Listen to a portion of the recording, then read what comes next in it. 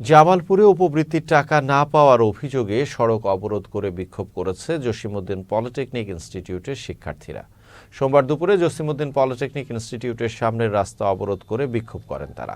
এদিকে বাংলাদেশের সাম্যবাদী আন্দোলন নোয়াখালী জেলা অফিস দখলের প্রতিবাদে মানববন্ধনের প্রস্তুতিকালে বিএনপির নেতাকর্মীরা হামলা করেছে এমন অভিযোগ অস্বীকার করে সংবাদ সম্মেলন করেছে জেলা বিএনপির সদস্য আব্দুল মোতালেব। অন্যদিকে নোয়াখালীর সোনাইমুড়ি উপজেলার জয়াগো ইউনিয়নের ৯ নম্বর ওয়ার্ড কেগনায় সরকারি বাস্তুহারা প্রকল্পের মাটি বিক্রি ও চাঁদাবাজি সহ অনৈতিক কর্মকাণ্ডের প্রতিবাদে সংবাদ সম্মেলন অনুষ্ঠিত হয়েছে। দুপুরে জেলা শহরের একটি শপিং কমপ্লেক্সে সংবাদ সম্মেলন করেন ভুক্তভোগী হেদায়েতুল্লাহ। এছাড়া রংপুরে আন্তর্জাতিক নার্স দিবস বয়কট করে কালো পতাকা প্রদর্শন ও বিক্ষোভ মিছিল করেছে ডিপ্লোমা নার্সিং কলেজের শিক্ষার্থীরা। একই সাথে নার্সিং ভর্তি পরীক্ষা বর্জনের ঘোষণা দেন তারা।